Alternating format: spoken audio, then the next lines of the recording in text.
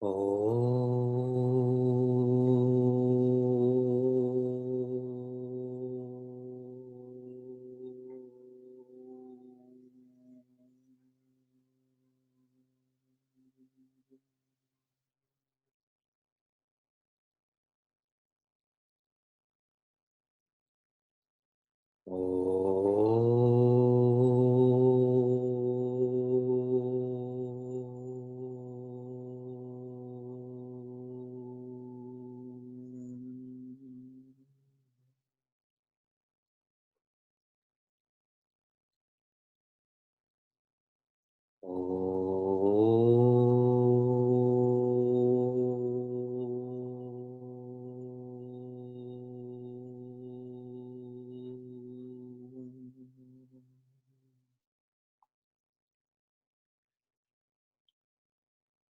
Hariom, and greetings from Niagara Falls.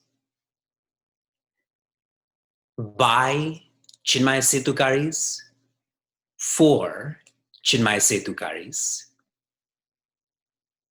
The word Chinmaya Setukari means, in a simple way, an evolving adult. All of us are biologically adults. Some look older, some look younger. But that doesn't mean we're all evolving mentally.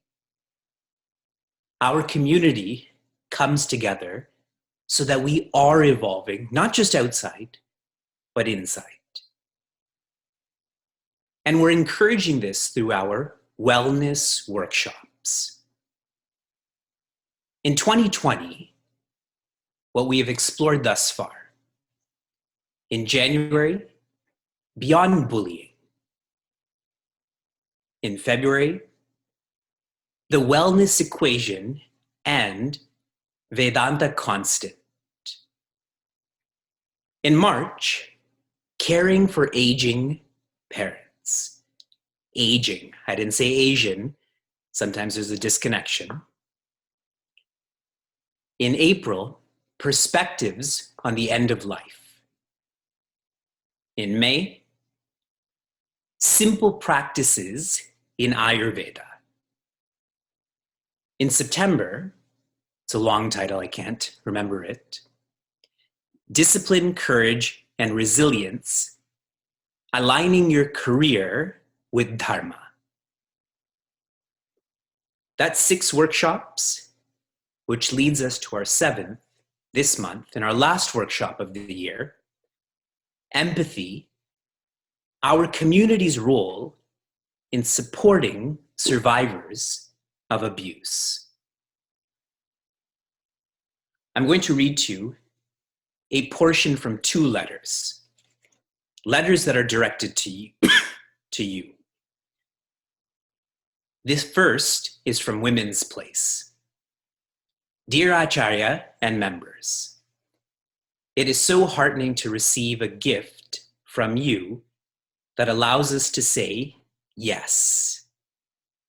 Your generous donation of $11,001 as a result of your celebrating divine women is helping women and children escape domestic violence and rebuild their lives. We are so grateful for your remarkable support. You are saving the lives of women and children in Niagara. Thank you. The next letter is from Jillian's Place. Dear Acharya and members, happy Deepavali. And they spelled Deepavali in the authentic way. On behalf of the staff and volunteers at Jillian's Place, as well as the women and children we are entrusted to protect, support, and advocate for, please accept our heartfelt thanks for your thoughtful and meaningful gift of $11,001. We are truly grateful to be selected as the beneficiary of your fundraising campaign, Elevate Her Story. Your sentiment speaks to a shared vision to seek a socially just community where all women and children are free from violence and abuse. We haven't received our 3rd letter for our donation of $11,001, because they never received the check. I deposited into my bank account. I hand delivered it earlier this week because they never got it. And when I gave it to their staff, she didn't understand why she was receiving a check for $11,001 for this other women's shelter. And I shared with her that in Sanatana Dharma, you would understand this as Hinduism. This is the fiber of our religion. This is the fabric of our vision. Our community, Chinmay Setukari's Evolving Adults, we have a religion, a vision of giving. Giving resources, giving time, giving effort. Because in giving, what we're doing is giving up ego, the sense of separation. By giving up the ego, the sense of separation, we start to feel more cheerful, more content. We have done our part to be part of the solution towards domestic violence, but there's no end to this. This evening, Anasuya is going to share her insights, her life observations on how we can continue to be part of the solution towards domestic violence, particularly in our community. I just finished a meeting with a couple who weren't doing well emotionally. They were separated. Most inferred they were on their way to a divorce. And they were sharing and now they're not. They didn't go to a divorce. They've come together again. And they were sharing what hurt them the most was how many in their community simply looked the other way. And so they've actually drifted to another community because they were disappointed that when they needed help, people weren't there to help them. Anasuya means the one who finds strengths in weaknesses. A most beautiful name, Anasuya. And the Anasuya that will be speaking today, she lives up to that. I've known her for many years. I've been to her home. I know her family. And they don't stop smiling. Even when you ask them not to or it feels awkward, you can look at her right now. They never stop smiling, and that shows her focus on strengths. She is from Chinmay Mission Houston and is involved in the center there, as well as many other facets of the society, like being a board member for Daya. They do amazing work, which Anasuya will share insights into. She will speak for around 35-40 minutes and answer questions for 10-ish minutes. At 9:55, I will speak again about a new mentorship program, which thousands of you already know about, but I'll verbalize that so that you can be part of that too. With that, I'll put myself on mute. Anasuya, please share away. And thank you for giving us your time. Hariom, everyone. Can everyone hear me? Is that thumbs up? Okay, great. My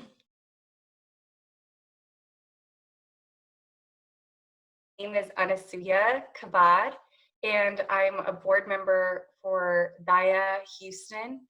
It's been around for over 20 years, and I will actually here, let me share my screen so we can get the presentation started. Can you all see my screen okay? Okay, perfect, that's looking good. Okay, well, like I said, I am involved with an organization called Daya, and Daya helps survivors of domestic abuse and violence, particularly in the South Asian community. And they help survivors reclaim their lives by providing culturally specific resources, case management, counseling, and legal help. And so it is through this holistic service that they are able to help survivors move forward in their lives safely. And Vivekji, I want to just share my sincere gratitude for this opportunity to talk about this subject with you all, and especially to the CSK team as well. And but that, I imagine some of you might be asking or thinking, why are we talking about domestic violence here? Like, what does domestic violence have to do with this spiritual journey that we all are on? And I think it kind of connects to this habit that we may have, which is we find ourselves sometimes separating our spiritual life from our community life. And that's not really the purpose of Vedanta. We weren't meant to have that separation. But what I find is that, it actually, what I think about is back to the Gita in the early chapters. Lord Krishna, shares this divine knowledge with Arjuna, and Arjuna says, well, now that I know this, can I just go to the mountains and meditate on this, or do I have to still fight this battle? And Lord Krishna says, of course you have to fight this battle. This is your duty. And in that same way, even though we are still understanding this, we are on this path to self-realization, that doesn't mean that we are separate from that community life. We still are very much involved. And what I think is so wonderful is that our scriptures give us the tools to not only help in our self-development, but it's also there as a tool to improve the welfare of our community. And, we're blessed in that we have these many ways of, understanding that we are Brahman. And one of those ways is through Karma Yoga, the path of action. And so it's when we start directing our actions towards the service of other people, this is actually a form of worship, because we're no longer directing it to ourselves, our body, our mind, intellect, our ego, but towards the service of others. And I think what's so wonderful is that our Chinmaya Mission Pledge is such a wonderful example of that kind of encouragement and involvement in our community. Like, when you think of the first line of the pledge, how does it start? We stand as one family, bound to each other with love and respect. And later on, it goes on and says, may thy grace and blessings flow through us to the world around us. And then later on, devotion to the people is devotion to the Supreme Self. And so let's use that mindset. Let's have that kind of attitude in mind and start to think about tackling this issue that is in our community, and that is domestic violence. And so we've titled the program today, Empathy, our community's role in supporting survivors of abuse. And the wonderful thing is that our scriptures, show us so much about empathy. And we're going to talk about how we can develop that empathy in ourselves and use that as a tool for standing with survivors and supporting survivors. That said, I do believe that in order for us to build that level of empathy, we have to understand the issue at hand. We have to understand what domestic violence is. And so that's what we're going to start off with. What is domestic violence? Then we're going to talk about the types of abuse, how domestic violence presents itself in relationships. And then we'll talk a little bit about some of those barriers that make it difficult for survivors to leave an abusive relationship. And once we have that understanding, we can start to then see what our role is as a community. And it's really simple. We're going to learn how to recognize the signs, respond appropriately, and refer to outside help. So the beautiful thing is, I am not telling you to become a marriage counselor or a therapist. I am just trying to encourage that level of support and empathy that we have within ourselves, and really try to bring that out for this kind of, a person who's going through a really difficult time. The other thing I'll say too is, you know, I think if you're spending your Sunday evening here, you have the best of intentions, and you may have some questions, and I don't want you to be afraid to ask, because we can all learn together through this process. So please be free in sharing your questions and thoughts. Okay, so let's get started. And okay, so let's get started. So the first question is, what is domestic violence? So when you take a step back, you know, think about some of the qualities of healthy relationships, good relationships in your lives. You know, what are some of the things that come up? You might think about, okay, I'm trying to pull up the chat too so I can see the chat. Okay. Do y'all see the chat too, or do you just see the screen? Sorry. We do see the chat. Okay, well then I'll put that away then, never mind. Okay, so when you think about healthy relationships, you know, there is a power dynamic in all of the relationships that you have in your life. But something that makes those relationships healthy is when there's this shared respect for people. When we respect everyone's ability to make decisions for themselves, that is when those relationships are healthy. Now, when we look at domestic violence is a pattern of abusive behavior in any relationship that is used by one partner to gain or maintain power and control over another intimate partner. So when we think about where relationships turn into negative, becomes negative, it's when somebody is trying to assert power and control over another partner. And the way they do that is by using abuse and violence to maintain that power and control. So take a second to think about it. For some reason, I'm not able to see the chat, so I'm just gonna have you think about it in your head a little bit. When you think about what you've heard maybe about domestic violence, what types of abuse maybe come to mind?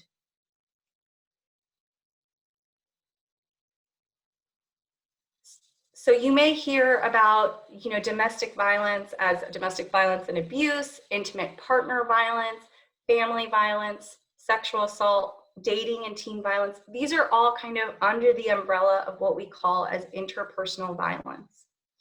And most times when people think about violence or abuse, many times what they think about are the physical forms of abuse, whether that's, you know, beating, hitting, pulling hair, things like that, strangulation. Those are all types of physical abuse. But there's actually other types of abuse, and this is kind of what creates that web, that net over the survivor and makes it very difficult for them to leave. So let's go over some of the other types of abuse that might be present.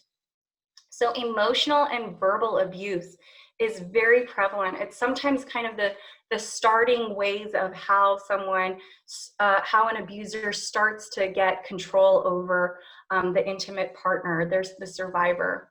So, you know, when you think about emotional abuse, it could be putting someone down, making them feel worthless, calling them names, humiliating them, harassing them in front of other people, in front of their children. So, you know, none of us like to be called names in general, right? But then you can imagine how much more it hurts when it comes from someone you care about and you trust very deeply. So emotional abuse is very common. It tends to be kind of the starting steps towards more severe types of abuse. Financial abuse is also very common. This could be something as simple as not allowing a partner to be involved in the finances, keeping things separate or hidden, having a tight control over the bank accounts.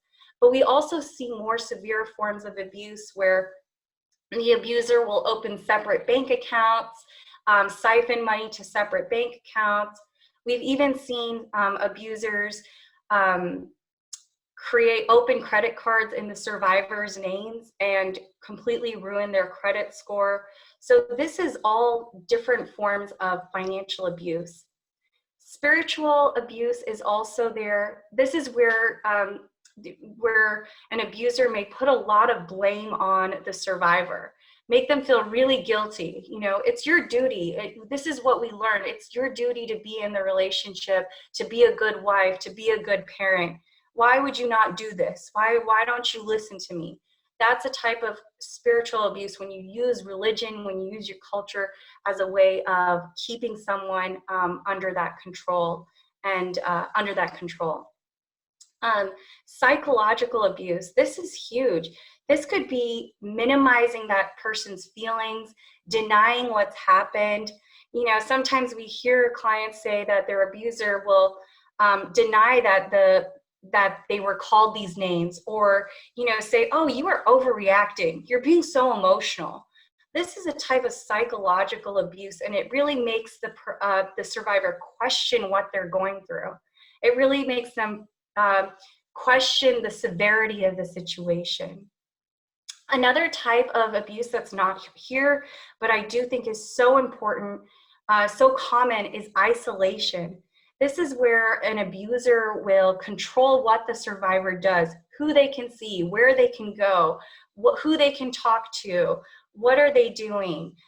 This is very common, and I think it's also escalated so much more during a pandemic where you're forced to stay inside. So it becomes even more difficult to kind of get access to resources when people have to be home more. Some other types here, sexual abuse, stalking. You know, consent is very important.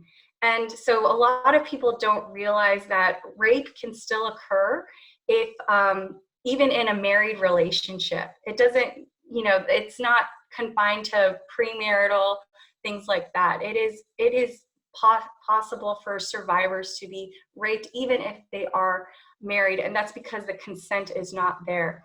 And so these are the different types of abuse that creates this web over a person and makes it very difficult to leave. And so this is a story of a Daya client. This is a true story. And so this is kind of a little bit about her experience. So she says, for 8 long years, I lived a life filled with violence and humiliation.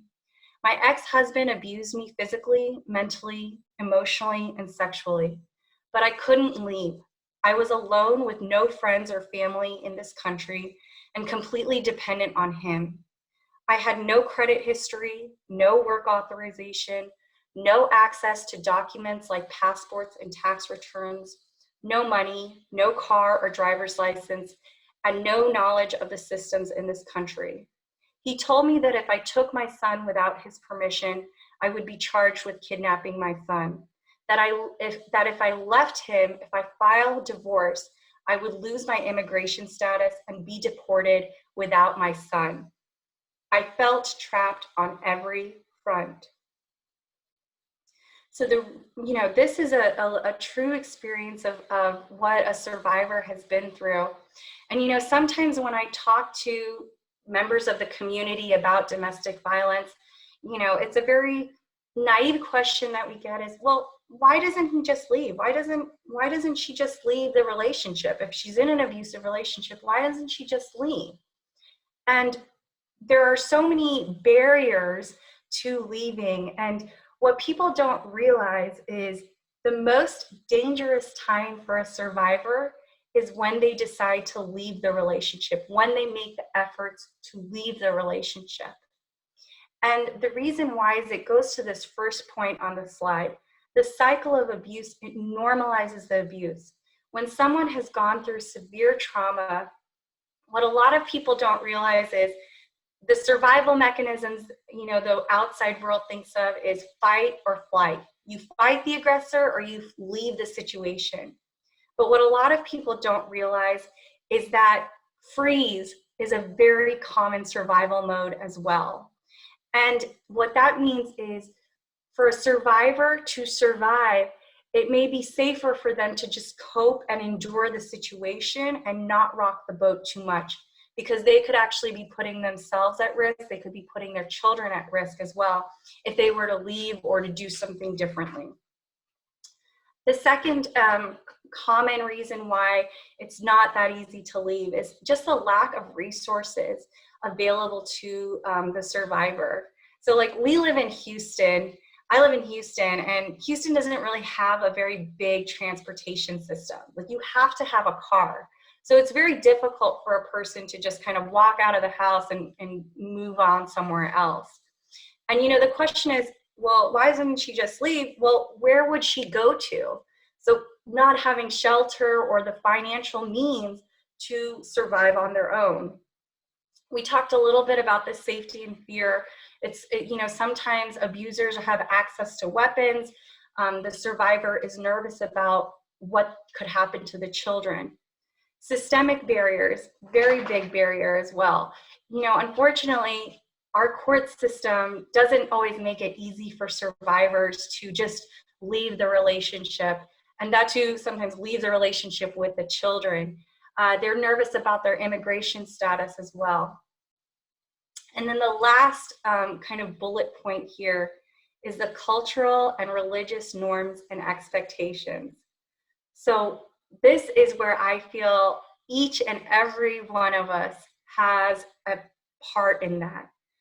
And, you know, each of us contribute to the cultural norms that we set. And right now, the cultural norm is, you know, for better or for worse, is that, you know, marriage is the most important kind of institution. We want to do everything we can to make the relationship work, you know, or the idea of you need to stay in the relationship for the kids. The kids need two parents for that kind of good upbringing. But I go back to the Chinmay Mission Pledge. One of the lines in the Chinmay Mission Pledge is, we serve as an army, courageous and disciplined, ever ready to fight against all low tendencies and false values. And this is where I believe we as a community can stand up and say, yes, marriage is important, but nobody deserves violence in a relationship. Nobody deserves abuse. And that's where we draw the line. So if each and every one of us stands and loudly says that with conviction, I really believe that we can provide so much courage to survivors who are going through this and suffering silently behind closed doors. You know, what survivors get nervous that if they were to open up to someone, they may not be believed. But if they heard us saying, I stand with survivors, I believe their stories, what kind of glimmer of hope could that be for them to get out of this cycle of abuse that they are currently in? So the cultural and religious norms, I hope that one day we can cross that off the list, because we all play a part in changing those norms for the better. A couple of things to bring up about the unique challenges for South Asian survivors. So here's some things that are kind of unique to our community. First is the language barriers. You know, you can imagine people coming from India or other South Asian countries. They may not be as comfortable speaking English, so it's hard for them to communicate what they've been through. Financial barriers, spoke a little bit about that. Isolation, you know, if you haven't naturally built that community support, that community around you, it can be very difficult to reach out for help. The lack of trust in systems, you know, if you don't know how the system works, if you don't know what happens if you call the police, what could be the next steps, it could be very difficult for a survivor to reach out. And representation and access to services. A couple of other challenges for South Asian survivors, the immigration barriers and abuse. You know, we see so many clients that stay in the situation because they don't know what will happen to their visa status. Particularly if they have children, they don't know if they're going to be separated from their child. And so they'd rather just to stay with the children. In-law abuse and family barriers. You know, South Asian community, like the family unit is very strong and includes the parents as well as just not just the husband and wife. And so unfortunately, sometimes the in-laws contribute to that harassment as well.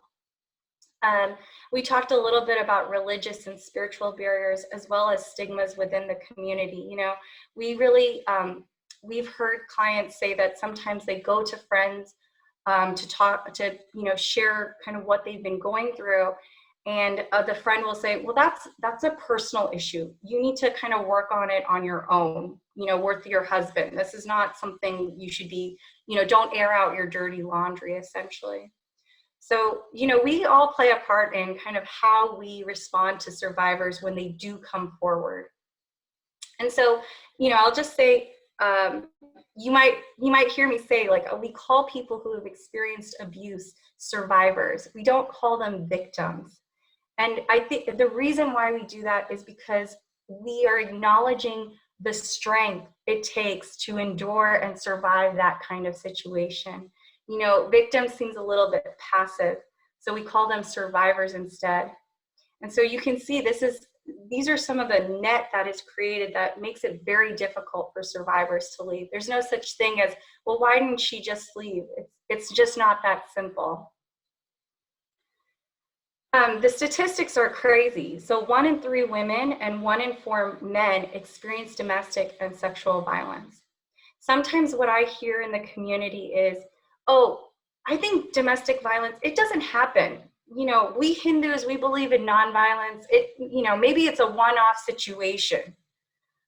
Or maybe people will say, oh, it doesn't happen amongst, you know, educated people. Maybe it happens in lower, you know, income class or lower educated groups of people. But that's just not the case. Anybody can be in this situation.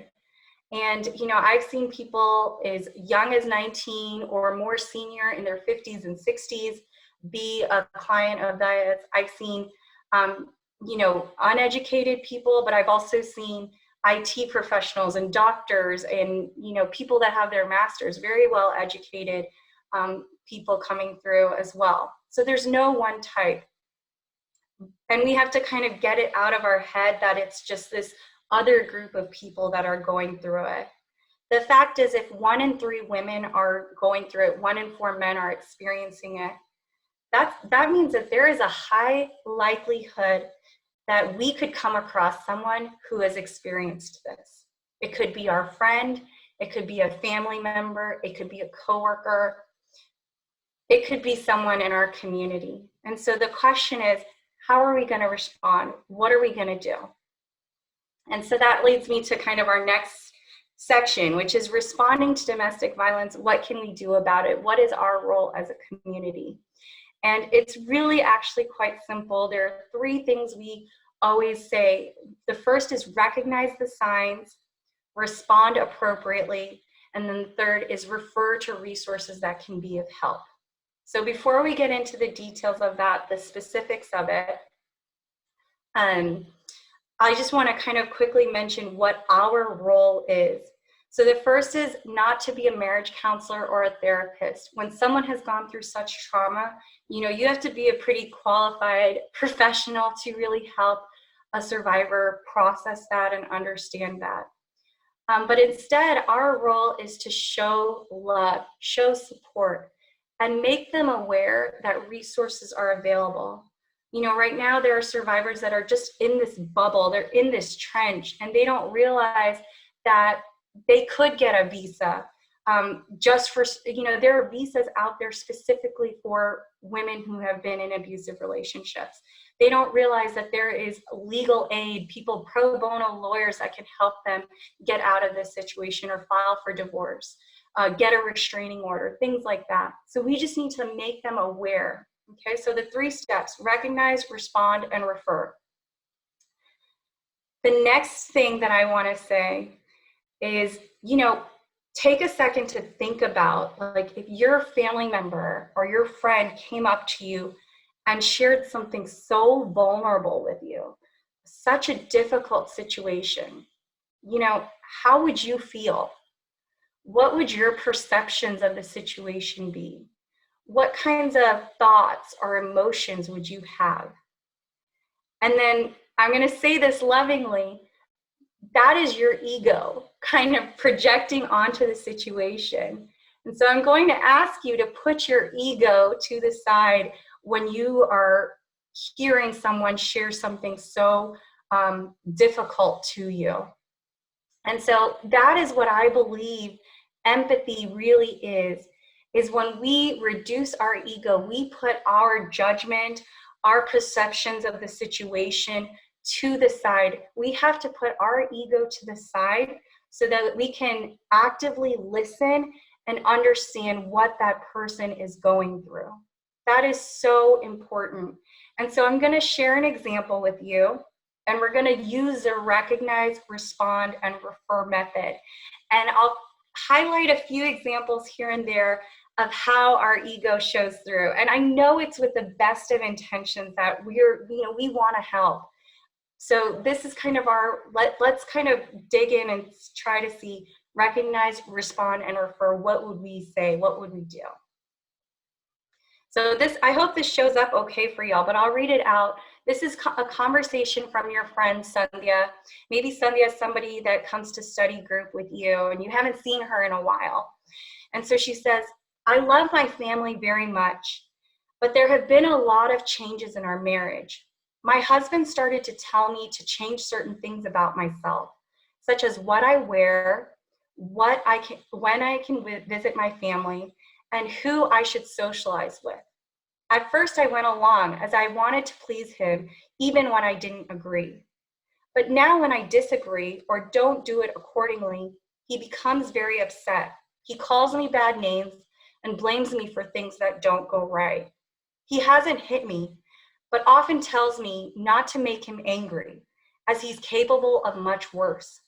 My parents live out of state, but I haven't visited them in over a year because my husband says he needs me at home. I used to work before marriage, but I quit after my first child. Now I don't even know about our finances, and if I ask, he tells me not to worry as it's his responsibility. I'm afraid to ask more as I'm trying to minimize our fights. When I am allowed to go out for my community volunteer activities, he asks a lot of questions about it afterwards and about any other places I might have gone that I didn't tell him about. I think he might be tracking my phone since he has access to my phone, computer, and email. I've asked for advice from my friend, but I'm afraid to tell her more because I don't want her to think negatively about us. So this is a true conversation. And so let's kind of think through here first and foremost, what are some of the signs of abuse that we're starting to see in this relationship? So take a second to think about it. Feel free to put it in the chat.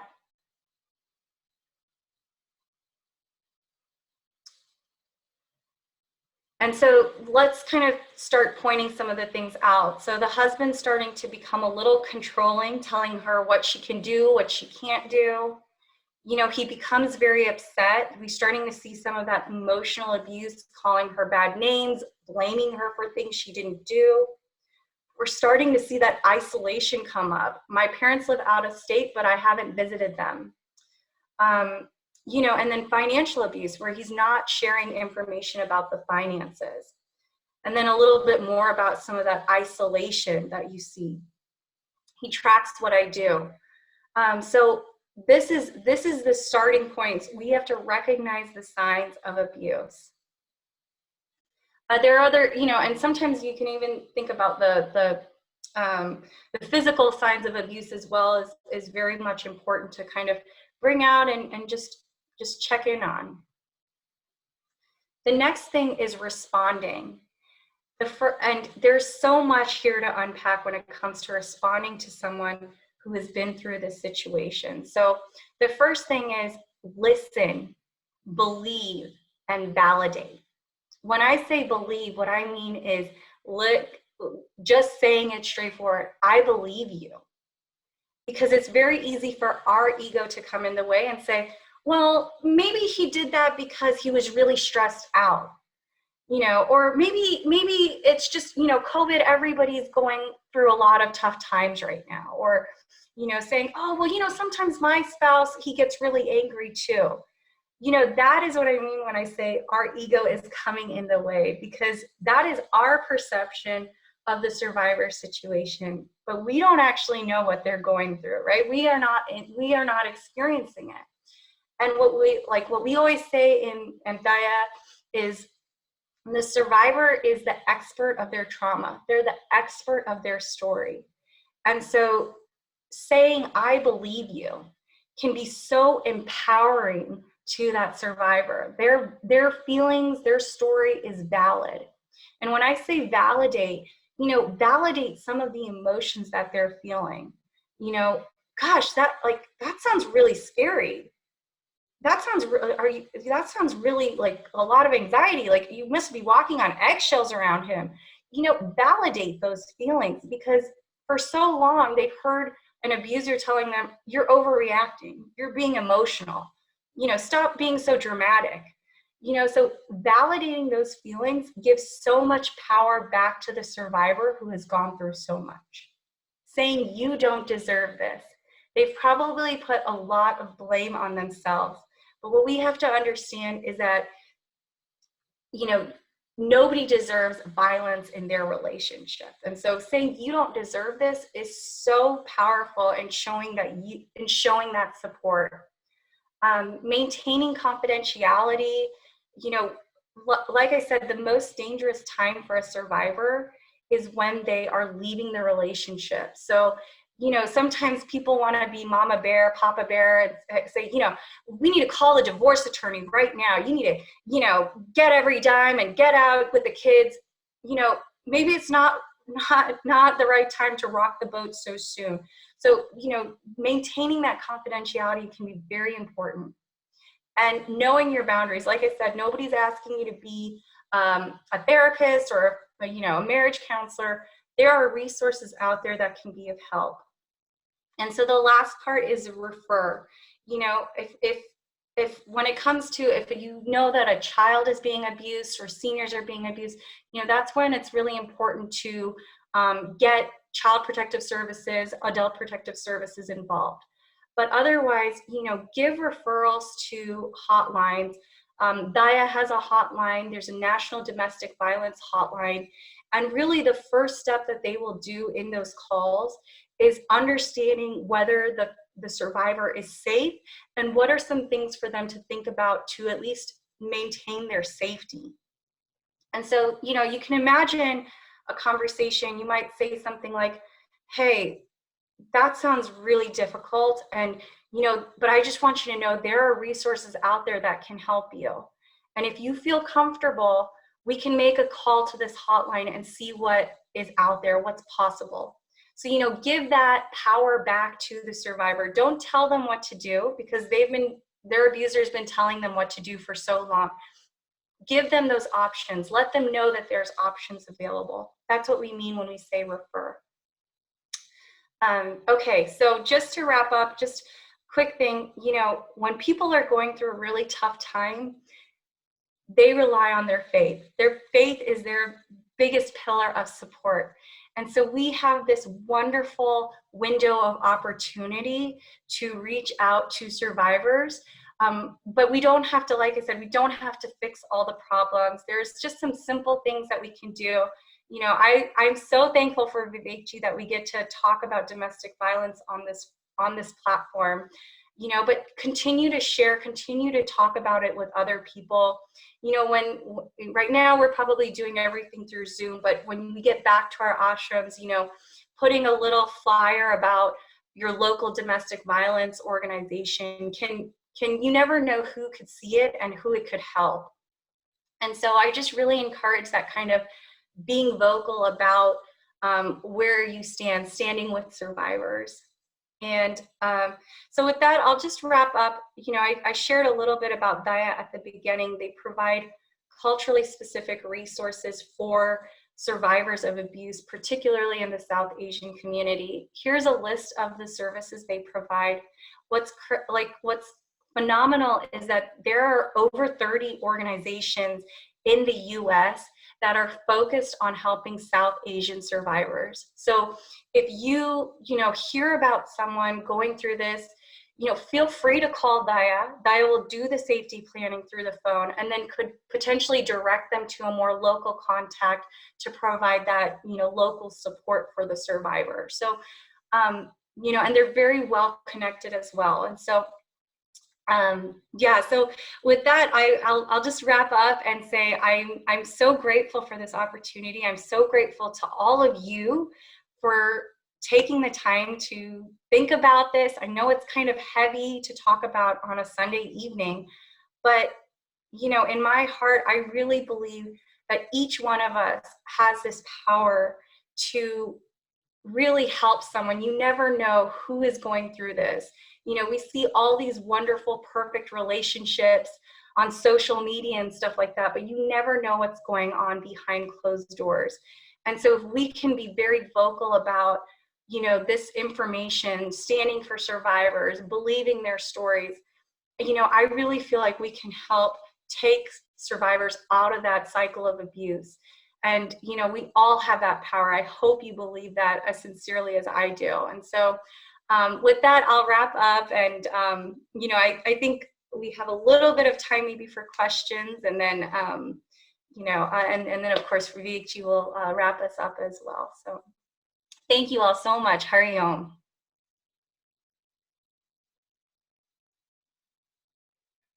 So actually, what I'm supposed to say is that there is a way to ask questions, and maybe we'll do 5-10 minutes of questions, and then we'll wrap up with Vivekji.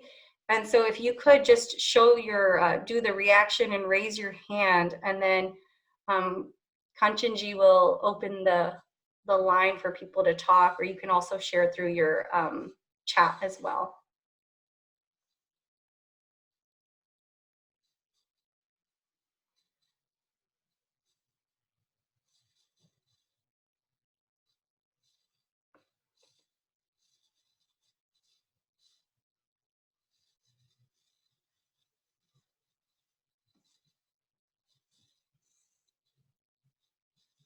Okay. Hari Om. Thank you for sharing your time with the community. My question is that some of the, symptoms of violence that you shared tend to be really subtle. And so in public spaces, whether it's at mission or even at get-togethers, I know I've noticed something that seems like a little off, but like sometimes it feels like it isn't my place. How do you suggest we navigate those situations when it feels a little fuzzy or gray, I guess? Yeah, I think that's a fair question. And I would say, I think first of all, having the opportunity to talk to someone privately, maybe away from their partner, could be very useful. You don't want to rock the boat. So I think if you have the opportunity to talk to someone privately, that's the first thing. The second thing I would say is I'd rather err on the side of overdoing it than underdoing it. And so just saying, hey, I just want you to know that there is an organization out there that can help. Like I noticed this, X, Y, and Z, whatever the symptom may be. I noticed this. Are you comfortable with that? Are you okay? Like, does that, does it bother you? Ask those kinds of questions, show that concern, and get more information. And maybe right now they're not comfortable to come forward with what's going on in their relationship. But you're planting the seed and saying, hey, I notice you, I see you, I care about you. And so whenever you're ready to talk, I'm ready to listen. And so just start and just say, hey, if anything happens, if anything comes up, I'm here for you. I'm open. My door is always open. Just get that door open for them so they know that somebody's out there looking out for them. The other thing, and you can be really subtle with it too. Like we have pens that have Daya's hotline number on it and stuff like that. you show them the pen and say, just give them a pen. It's not a big deal. Or like even on the Daya website, there's a button to quick exit. So if somebody, if the abuser comes by, they can quickly exit the screen, stuff like that. So just some things like that.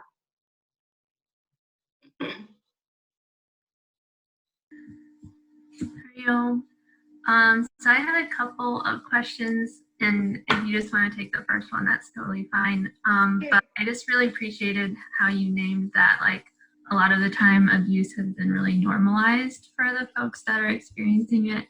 And I was wondering, like, if someone shares something with us and it seems pretty clear that it's abuse, if they are sort of having trouble, like, maybe they think that it's not that bad, or they're just having trouble naming it as abuse.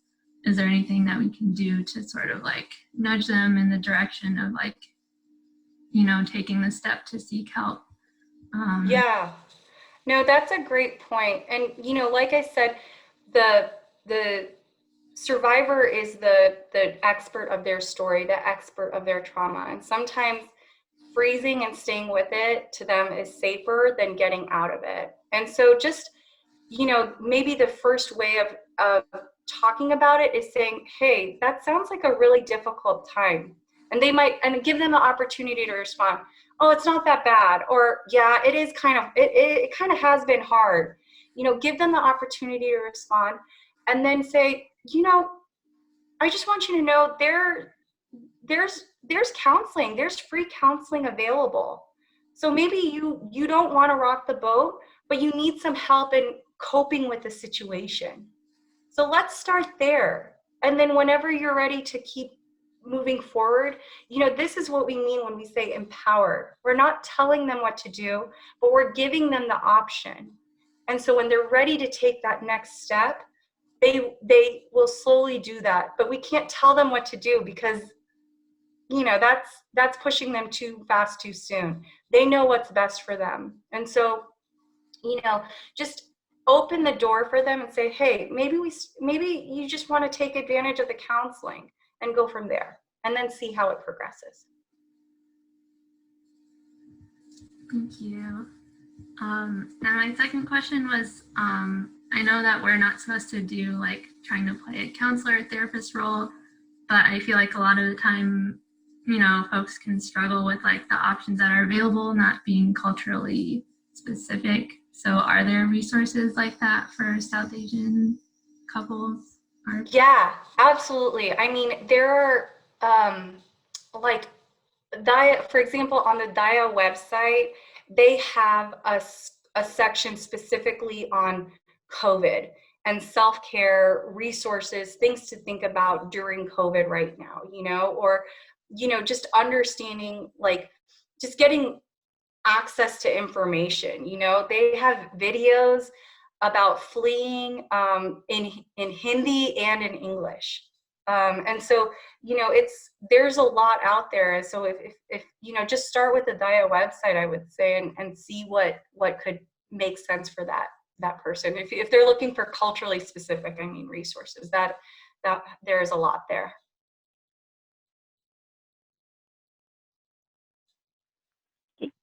Thanks.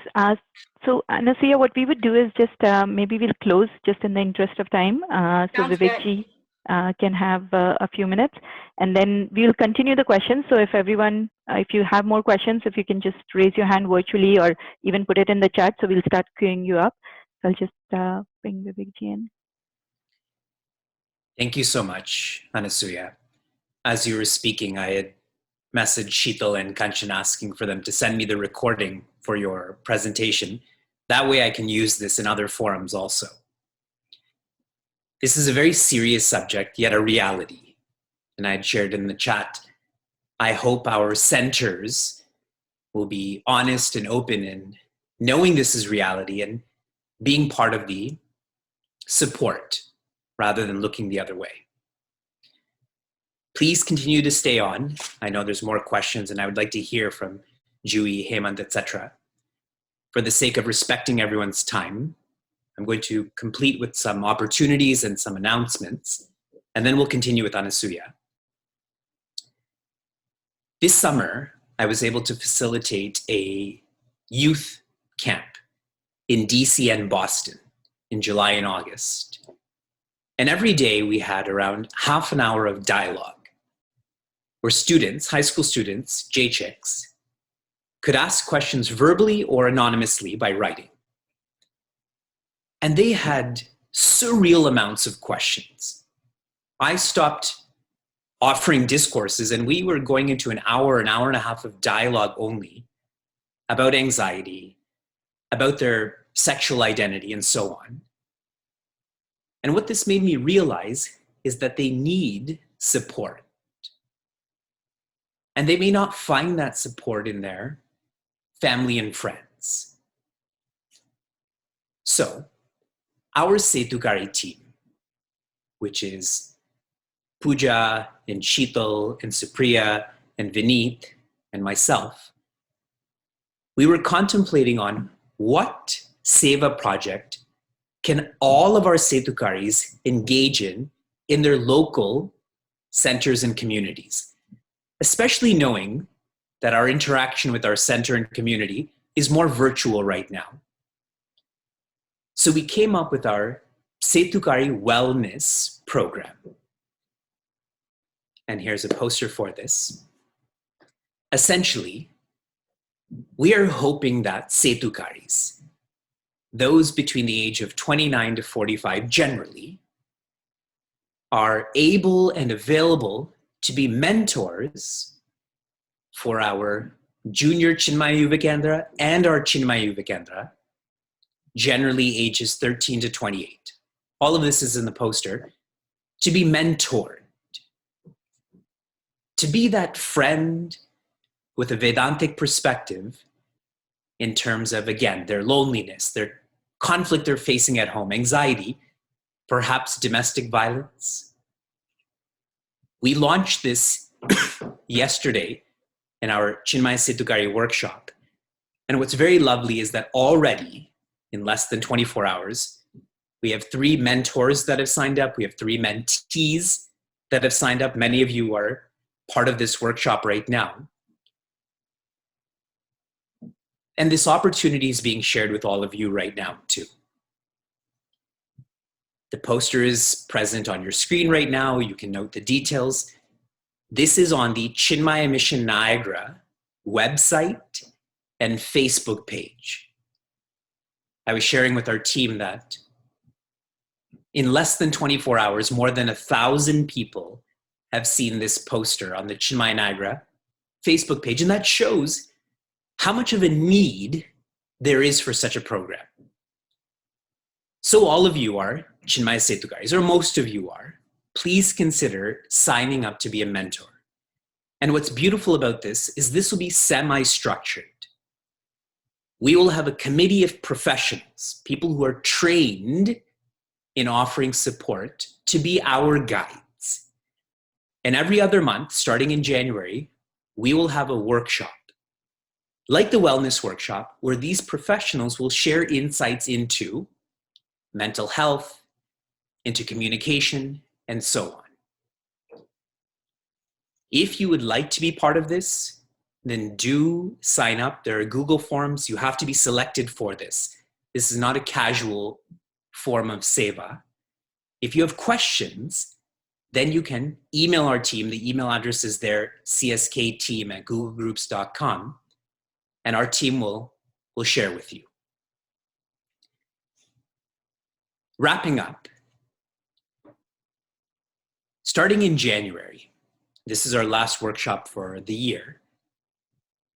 On January 11th, we are going to begin studying every verse of the Bhagavad Gita in the morning through meaningful mornings. And I know a lot of you are part of this. A lot of you are not, because you may not know about this. And on a regular basis, I've received messages from many of you and many other seekers about how important it is to start your day with purpose. And so I'm sharing this opportunity with all of you. What a chance to study Bhagavad Gita every morning. Not a 90-minute discourse or a 60-minute discourse, but 15 minutes of philosophy and practice. Build that into your day. Once a month workshops are very useful, but more is needed. Even a weekly study group is beautiful, but when you do something every day, it's transformative. Those who are part of Meaningful Mornings, you know this. Our next Chinmaya Setukari workshop will be the third Sunday of January. Every month, the third Sunday, please reserve that time, 9 o'clock, for whatever we're going to do as Chinmaya Setukaris, as evolving adults. My prayers to Bhagwan Narayana, to Puja Gurudev, that all of us continue to keep giving our resources and time and effort because we're so lucky. I fail to put in words how fortunate, how bhagya we are just to have access to what we do. Like what Anasuya just spoke about, all of the wellness workshops that I described. In addition to all else that Setukaris have, whether it's learning Vibhishana Gita or having a heart-to-heart workshop, Vedanta and cooking. I don't know, do your friends have such access to enlightenment? There are no barriers to entry, yes? So I pray to Bhagwan Narayana and to Puja Gurudev that we keep giving up our ego so that we live up to the good fortune that our gurus and our creators have offered to us. Shanti, Shanti, Shanti. Be safe, be sound, be serene, be happiness. With that, we formally complete our workshop, and now Anasuya is going to take Jui's question next. Hariom, thank you a lot for the presentation, and the passion was amazing. Hand gestures, thank you. Sorry. Two questions, sort of maybe either way. Any signs that you could mention for us that children show? Yeah, that's a great question. I'm trying to think of like, I don't know it off the top of my head, but you know, children are definitely you know, the silent victims in this. They witness the violence, they witness the communication that is happening between the parents. And you know, I can't think of any specific, you know, forms of it, but it does appear. You never know kind of the conversations that they may be having with their teachers, their friends. Oh, my mom mentioned this, or this happened in the house, you know. So you know, it's definitely a huge issue, and it is kind of the side effects of violence is the children see it and then they normalize it. If it doesn't get addressed, they think that this is what a relationship is supposed to look like, and so they're not sure how to process their feelings and emotions of anger and things, and that they see it in how their parents process emotion like that. And so, you know, it is a big issue. I didn't talk about it here, but it is certainly a big issue. Okay. And a quick one, sort of seen it so many times that one person shares something with another person, and then with a lot of good intentions, it goes from one family to another family to another family. So could you please maybe share importance of understanding you don't spread such information, or confidentiality associated with domestic violence and what it could lead to disasters? So, yeah, absolutely. I mean, confidentiality is of utmost importance in maintaining that. That is a reason why people don't always come forward. You know, the example that we saw, she didn't want her friend to think negatively of us, you know? And so I think confidentiality is key, because otherwise a survivor isn't going to come forward. And you don't know how that kind of information can come back to an abuser, how they're going to think about that. you know, how that's going to affect the relationship and rock the boat. So I think it's confidentiality, utmost importance. That actually the only time that we say that confidentiality, you know, can be, I get not compromised, but you don't have to be confidential, is when it's related to child abuse or elder abuse. That's when you have a responsibility to get CPS, APS involved, because that requires further action. So those are kind of the only circumstances I can think of where you kind of break confidentiality. But like otherwise, you know, in order for a survivor to get help, they need to know that they're in safe hands. And that's confidentiality is kind of that one key aspect of creating that atmosphere.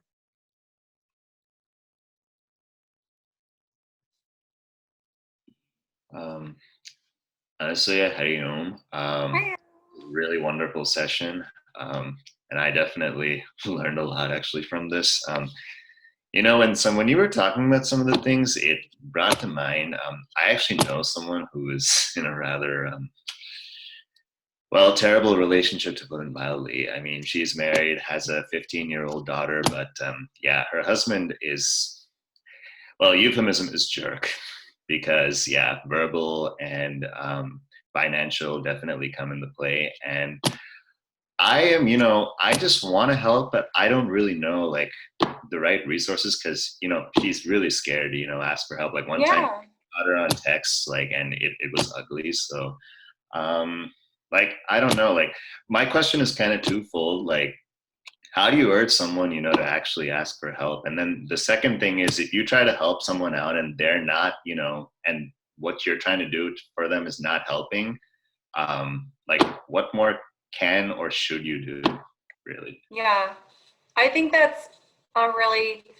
yeah, it's a tough situation to be in, because you want to do your best, and you want to do your best, and you know that there's resources out there. And so I think it takes time. We can't expect people to do stuff when we want them to do stuff, just because we, you know, that's where we have to kind of tone down ourselves and say, okay, this is not like, it's I'm not in the position to tell a person what to do, even if I know it's for their their benefit. And so what I would do is just be there for them, listen, and then at the end gently remind them and say, hey, there's a counselor available to speak to you and really help you understand how to get through this, or just cope. And you know, and what I find is Daya is really resourceful. The staff is really creative in getting those connections, those conversations going, especially when somebody feels really scared. And sometimes it has to happen through a friend, because they're nervous to, you know, do it, like, you know, do it at home or something like that. So you never know how you can be that conduit when they're ready to take action. But in the meantime, you just have to let them know that there are resources available. And hopefully when they're ready, they will make that step for themselves. It's really tough, because you know you want to do your best for them, and you know they can be in a better position. But unfortunately, this is where we have to exercise that patience, and just, you know, this is where I keep them in my prayers, and I just hope that they, you know, will take that step when they're ready.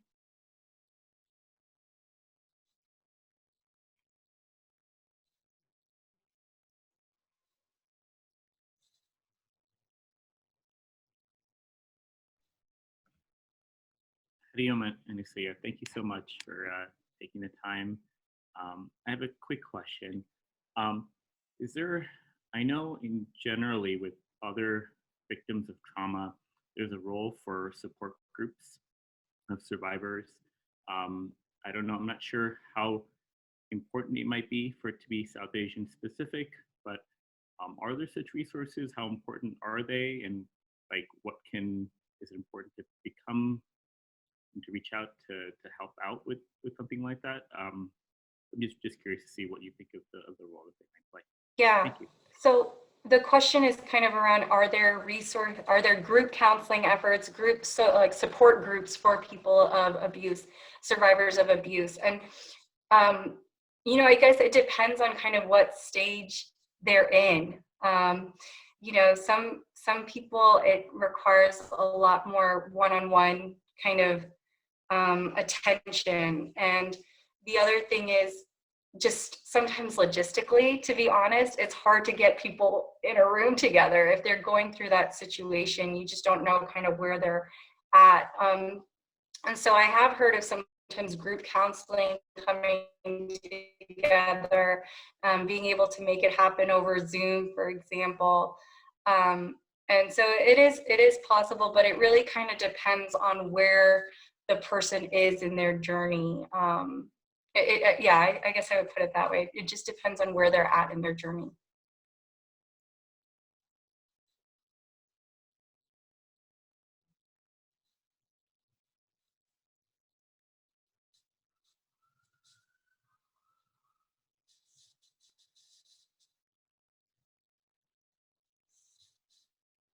Are there any more questions?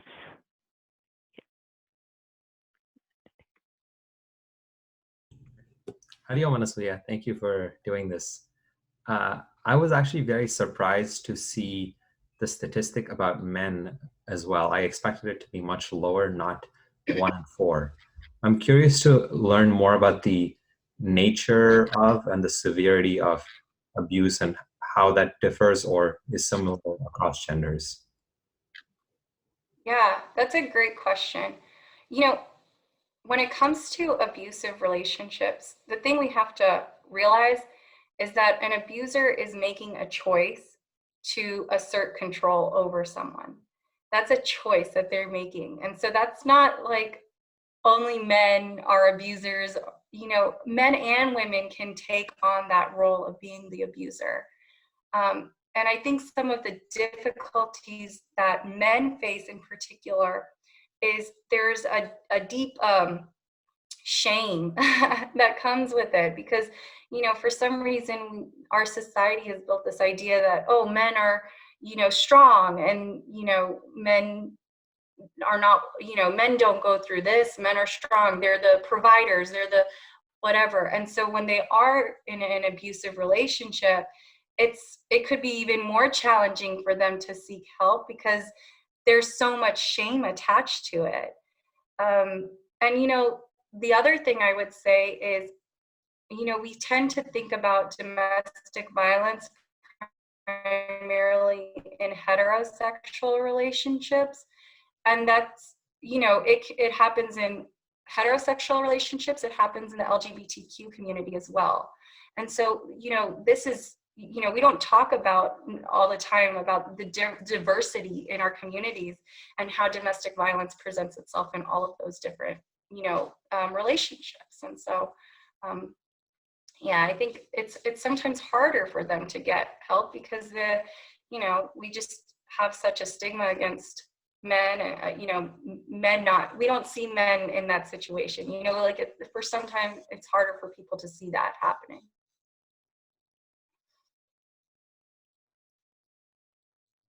So I think, okay, I think that Aditya's question will be our last one, and so we'll wrap up here.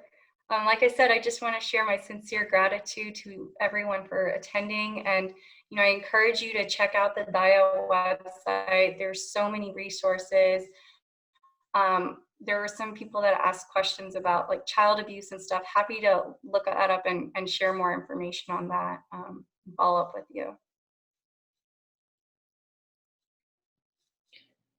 Right on, Anasuya. Thank you so much.